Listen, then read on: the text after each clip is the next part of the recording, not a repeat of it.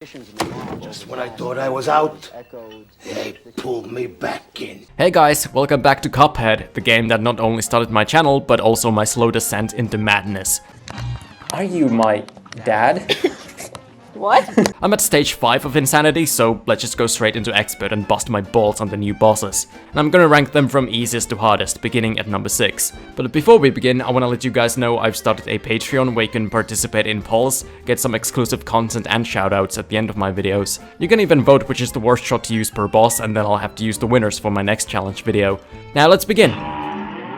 The least death-inducing boss on expert for me has been the furry bait boss. But being the least hard doesn't mean it wasn't hard. Now, on my first playthrough, it seemed like it was going to be the hardest boss in the DLC because I couldn't wrap my head around the final phase at all. But before getting there, you have to deal with the bulldog and his 4 little puppies, which are the cutest fucking things in the whole game. I love them. It's a shame I have to brutally murder them. The bulldog was scary until I realized you can crouch to avoid the yarn balls he shoots out of the, cat gun. Still, if I'm careless, I might get hit once or twice, but that's fine because I'm obviously going to be using the new parry ring. With this charm, your first, third and sixth parries will heal you, potentially giving you 3 extra hearts with no downsides. And in the intermission phase with the little puppies, they're absolutely no threat at all and they give you plenty of parryable letters, so I can just freely get all my hearts. And I'm gonna need that health for the final part. This literal bitch will grab your screen and turn it sideways, which took me many deaths to figure out how to deal with. Eventually I just concluded that the best way to adjust to it is to tilt my own head accordingly, and I still do that, it just feels better. Though for challenge runs I would really not want to get stuck having to do that all day. Yeah! But while you're sideways, you have to avoid the food balls that remind me of Hildaberg's UFOs in their functionality. The yellow ones will not reach you unless you jump, whereas the red ones force you to jump. So if you get both at the same time, a sense of direction is necessary to have. Which is, again, the hardest part about this whole thing. Also, you'll go back and forth between the food balls and these lasers which shoot really fast on experts, so you have to make a quick judgment for where to stand or jump. But the plane you're standing on can screw you over, since being on either side of the plane's wings will cause it to move left or right. Still, it's not that crazy hard once you've adjusted to it. In Moonshine Mob, you're caught in a battle between the Mafia and the police, but unfortunately, like in real life during that time period, the police can't do shit. I mean, they're aiming for the boss, but that's about it. It's really just a nuisance for you, not the boss. Along with having to avoid them, you also have bombs on strings, little troll-face flies, and the spider himself who can fling caterpillars at you. The running thing for this DLC's bosses is utter chaos. There's a lot of fights that overwhelm you with multiple things happening at once, and if you're bad at multitasking, this is gonna hurt. But fortunately, I feel Moonshine Mob is one you can get used to pretty well. It's a controllable chaos. The middle phase is less busy, and yet a fair bit harder. You still have the occasional cop and walking barrel coming in and out, but I can generally just ignore them and focus on the real threat, the gramophone. Whenever the sound waves turn red, they're deadly, and in order to fully avoid it, you have to use the platforms to outrun it. Or if you're playing as Chalice or you have Smoke Bomb, you can dash through them. But because the sound waves move so fast, I'll still occasionally fuck that up. There's no real easy way around the phase for me. Then we have the sort of final phase, which was by far the easiest on regular, but can drag forever on expert. The hitbox for the Anteater is the nose, which isn't always on screen, and when it is, it's only standing still for a very brief moment. It doesn't help that the tongue takes no damage and can block your shots from hitting the nose. And if you focus all your attention on trying to damage the boss, you'll risk having to deal with more than one of these balls of cops and goons. And that you never want. I've sometimes had 3 on screen at once, and it's a fucking nightmare. However, if you've been saving up a super, you can blast it through the snail that appears at the beginning of the phase, which will shorten the fight tremendously.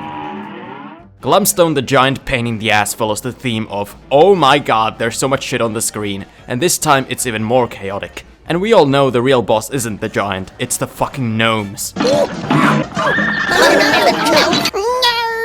In the first phase, instead of playing a game of floor is lava, you play the floor is gnomes. And on expert, you're often left with only 2 pillars to stand on, so when the boss calls upon the geese or pulls a bear out of his ass, you may just run out of places to hide. Thankfully, the gnomes on the floor don't immediately pop out, and the hitbox for the bear is very generous. So if you're cornered, you can quickly drop down and then jump and dash back to safety. But the hand puppet phase is enough to put this boss above Howling, Aces and Moonshine Mob for me. What makes it a challenge is that the king dice and devil puppets are playing catch, and the dwarfs just spring out of holes in the ground.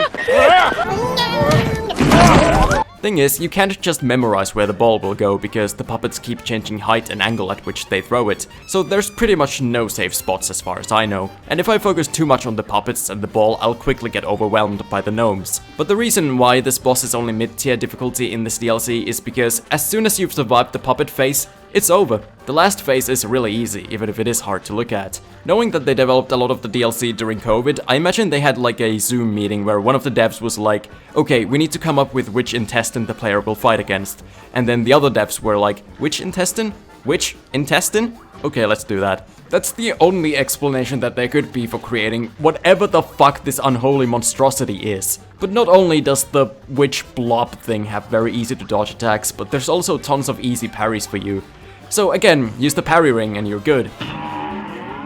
After having struggled the least on Mortimer Freeze out of all the new bosses on my first playthrough, I wasn't prepared for what a nightmare he would be on Expert. Maybe it's because I didn't have to learn the fight to beat it on regular, but now it demands absolute perfection. The first part is fine, though when he summons his minions I way too often get hit because the angle at which they land varies all the time. Sometimes being in the corners of the stage is a death trap and that's supposed to be my safe space. Then he suits up into becoming a hulking snow monster slash a fridge, and this is where shit gets real. The boss will often roll across the stage while there's still ice cubes and popsicles flying around. And the problem with the ice cubes is that they break into smaller cubes that fly upward before going down, so you have to jump at a very precise moment before the boss does the roll, but also then dash in the right direction right after. I generally find Chalice better for this fight, but that means swapping out the parry ring. Not my precious! It overall sadly doesn't do much for you in this fight because I find there are way less opportunities for easy parries. And with Chalice you can better control your movement in the air and stay above ground for longer, and that's generally useful for phase 2 and 3 as well since it involves platforming. But regardless if you're Chalice, Mugman, Cuphead or fucking Elder Kettle, it won't change the fact that the final phase is a testicular torsion. It feels like a ground battle version of Jimmy's final phase, and if you were back around when I first did videos on Cuphead, you'll know that that phase is my biggest nightmare. But at least with Jimmy, you don't have to worry about falling off rotating platforms while dealing with his nonsense. And just for comparison to show how much harder Expert Mortimer is, look at the laser eyeball move from regular. It's so harmless, so cute and so innocent. And then here's the same move on Expert. Fucking twat. The airplane fights in the base game had a nasty tendency to be some of the hardest fights in the whole game, and the one and only airplane fight in the DLC, excluding Howling Aces, follows that tradition. The beginning is moderately hard, but not exactly the craziest thing in the universe. It's typically either the flying cows or the dynamites that catch me off guard when I'm not paying enough attention. After that, you're up against an object unknown to most of us gamers, a vacuum cleaner. The suck isn't really a huge problem, it's the save she shoots out. Not only do they drop really fast and can damage you on their way down, but as soon as they touch the ground they break into riches that fly towards you, and money definitely doesn't make you happy in this fight. Then she sucks herself in and turns into a sausage monster because... Cuphead. This phase gave me prostate cancer because it's such a pain in the ass. I've always been the worst at wrapping my head around projectiles that spin around. Like, to this day, if I don't cheese Brineybeard's final phase, I'll never get through it unscathed. And I rarely get through this one either. It's not just the spinny stakes, but also flying sausage cans that can restrict your movement. And the fact that the boss can at times take to the air herself makes you have to adjust her positioning in the middle of all this chaos. You could say there's much at stake. But if you somehow survived all that, you still have her final form, which gave me flashbacks to the worm mutant from the forest. And I don't know which one's scarier. Difficulty-wise, it can be manageable if you just stay calm, go through the openings and parry whenever you can for extra hearts. But after all the shit you've gone through so far, it's no surprise if you have sweaty, shaky hands. To really give an idea of how hard this fight is, let me put it this way. I can use the parry ring, get easy parries across the whole fight, get the 3 extra hearts, and it's still harder than all the other fights thus far on the list.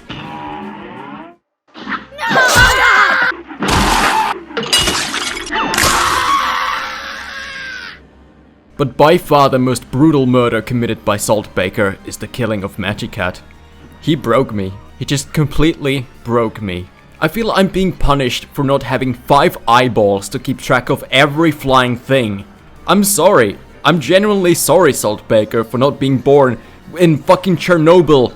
If hell truly exists, it's one where I'm forced to not use the parry ring. And since I find Miss Chalice way better to use again, that's the reality we live in. This isn't the type of controllable chaos like Moonshine Mob.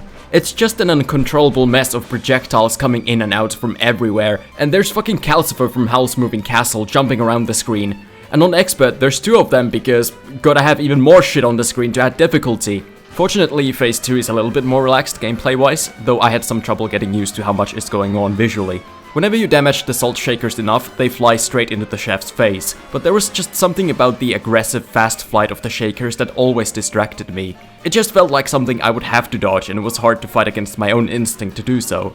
Again, with Chalice this is way better, because you can use the invincibility dash to get through the Calcifers. I find it best to just stick to the sides most of the time and only focus on killing the shakers on the bottom, and just ignore the ones on top. Staying calm is key. Then Salty Boy breaks apart and does a little dance for a few seconds, and I feel really dumb if I get hit here. And of course, I often do. After that he conjures up salt tornadoes, breaks the ground and sends a parryable heart that flies around and does damage if you touch it. It looks very simple, and it kind of is. You just gotta climb up and avoid the heart, parry it when you can, and use supers when available. But with this being the final stretch, I tend to panic and make dumb mistakes. Staying calm is key, but I'm bad at that. The fight does kinda progressively get easier throughout the phases, but phase 1 alone is harder than any other in the whole game. So just getting past it is already an accomplishment, but you still gotta get to the finish line with what little HP you've got left. And I haven't jumped for joy in a video game for a long time as much as I did when I finally beat the boss first on regular, then on expert, and then when I got S rank. Well, I think that's about it for this video. So, would I say the DLC was worth the wait? Well, it's been like 4 or 5 years. What DLC would be worth that long of a wait, let alone one that's relatively small like this? But I like every new boss, and I especially like the new run and gun. It's so good because it doesn't exist. So all in all, I'm happy. But next video will probably be my ranking of how much I like each fight. I might just rank all the base game bosses in the same video, we'll see. So thank you all for watching and let me know what you think, but don't worry too much about it because at the end of the day I'm right so that you don't have to be.